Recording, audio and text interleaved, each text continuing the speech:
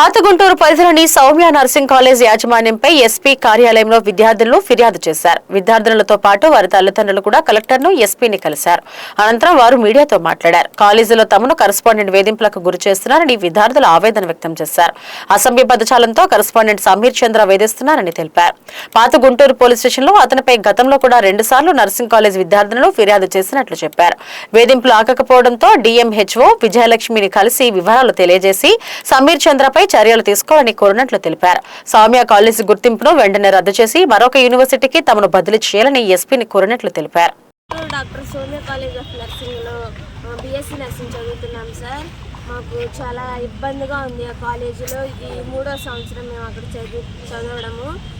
నిన్న నైట్ ఏం జరిగిందంటే ఎప్పుడు మమ్మల్ని డ్యూటీ వచ్చి ఆటో వచ్చి ఎక్కించుకొని వెళ్ళింది సార్.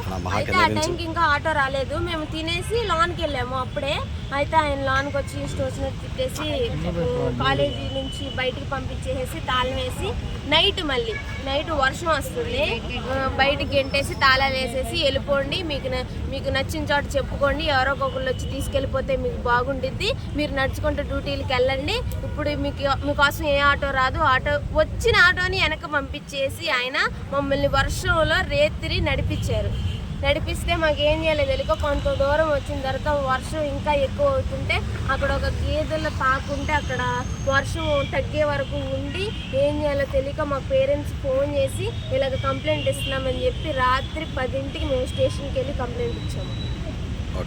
కంప్లైంట్ ఇస్తే మేడము అప్పుడే సార్ ఫోన్ చేసి చెప్పారు, మీరు రావాలి, మీ పిల్లలు మీ మీద కంప్లైంట్ ఇచ్చారు 10ంటికల్లా రావాలని.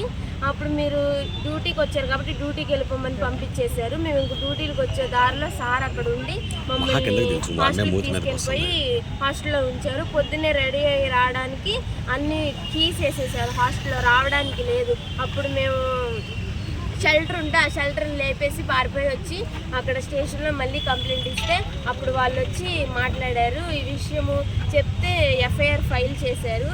చేసిన తర్వాత డిఎంహెచ్ఓ గారి దగ్గరికి వెళ్ళి ఆవిడకి కూడా చెప్తే నేను ఎంక్వైరీ చేసి అప్పుడు ఏ విషయం అనేది తెలుస్తాము అని చెప్పారు.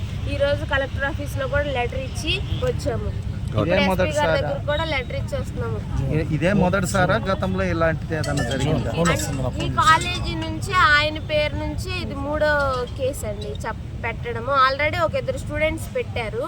ఇది మేము ఈసారి మేము అందరం కలిసి వచ్చి పెట్టాము కేసు. ఎందుకు అలా చేసింది? ఏమన్నా మీ మీద ఏమన్నా కోపం ఏమన్నా ఉందా? మా మీద కోపం మరి ఏమో తెలియదండి. ఆయన అక్కడ 2 కోర్సులు ఉన్నాయి కదా, అక్కడ జిఎన్ఎం ఉంది, బీఎస్సీ కోర్సు కూడా ఉంది. వాళ్ళు ఏంటంటే వాళ్ళు కట్టే ఫీజులు వేరు, మేము కట్టే ఫీజులు వేరు, కానీ వాళ్ళకి మాకు ఒకే ఫెసిలిటీస్ ఉంటున్నాయి. అలా ఎలాగా జరుగుతుంది? ఒకే ఫెసిలిటీస్ అలా ఎలా పెడతారు? ఫీజుకి న్యాయం జరగాలి కదా.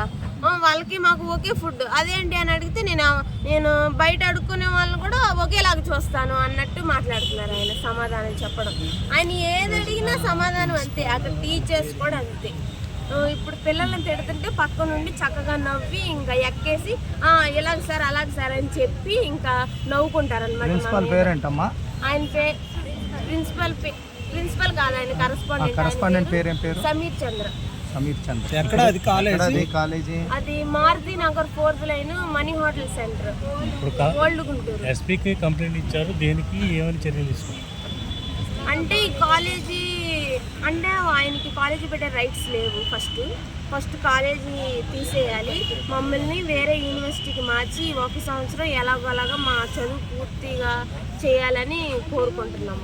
మీకేం కావాలమ్మా? అసలు మాకు ప్రాపర్ ఎడ్యుకేషన్ కావాలి, మేము కట్టే ఫీజుకి న్యాయం జరగాలి. ఆ కాలేజీ ఉండకూడదు, ఆ కాలేజీలో ఫ్యాకల్టీ కానీ ఎవరు కానీ ఆ కాలేజీ అసలు పెట్టే రైట్స్ లేవు. కాలేజీ క్లోజ్ చేయాలి. అక్కడ ఫెసిలిటీస్ స్టాఫ్ లేదా? ఏంటండి ఫెసిలిటీస్ స్టాఫ్ లేదా? Facilities less. అసలు అక్కడ ఏ ఫెసిలిటీస్ లేవు, వాటర్ లేవు.